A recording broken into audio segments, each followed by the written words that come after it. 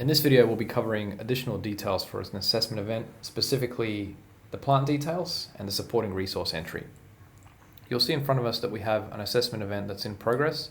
This means that this assessment event has gotten to the day of the first assessment type and it's now started. So if we scroll down, we can see our sections here for plant details and supporting resources. If we hit either of the plus buttons, we can expand those sections. And once we do, we can see the add buttons to add our plant details and our supporting resources. Keep in mind that when you've planned an assessment event, you can also do this. However, it's not mandatory until the event is in progress. So to add plant details, we simply select the add button and we'll be presented with the page. Type, we'll just enter training plant for this one. Make, just an example. Capacity, maybe 10 tons.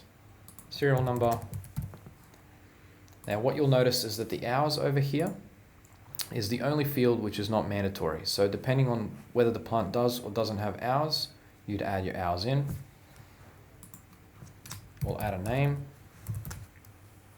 our contact number, and an address. Once we've done all that, we can hit the save button. You'll see that now the plant has been added and it's highlighted green. So much like when a candidate is added and it's highlighted green, it means that it's been added to the assessment event, but it's not saved. In order to save this plant on this assessment event, we need to come down to the bottom, hit the save button. And once we do, you'll see that the plant is now white and it's been persisted to the actual assessment event. Now, if we need to get in and edit that plant, we can hit the edit button. It'll bring up all of the details and we can edit any of the plant details. Alternatively, if we need to remove the plant, we can do so by hitting the delete button. And if we need to add another plant, we can just hit the add button again and add that plant in. The second function is the supporting resources. So depending on the class that is being assessed, there will or won't be a supporting resource. If there is, you can hit the add button. And for a supporting resource, you'll provide a name, the last name, the license number, an expiry date. Now in this case, I'll choose an expiry date quite far in the future, and the state that the high-risk work license is issued.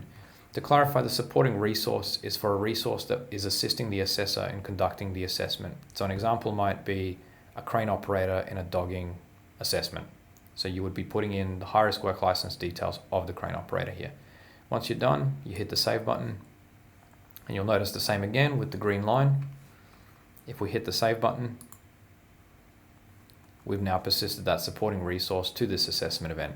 If we need to add another supporting resource, we can do so via the add button. If we need to edit, we can select the edit button on the right over here. Or if we need to delete, we can select the delete button. So in our case here, let's try the delete button.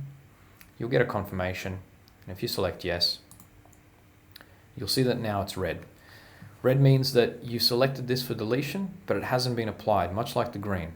If you really want to delete the supporting resource, you would head down, you would hit the save button. In our case, we don't, because we need the supporting resource to complete an assessment event. So what we'll do is we'll hit the undo button over here on the right. And once we do, we can see it's gone back to white. Just to make sure we've made all those changes persistent, we'll hit the save button. We'll get a little notification. And now we've entered our plant and our supporting resource details.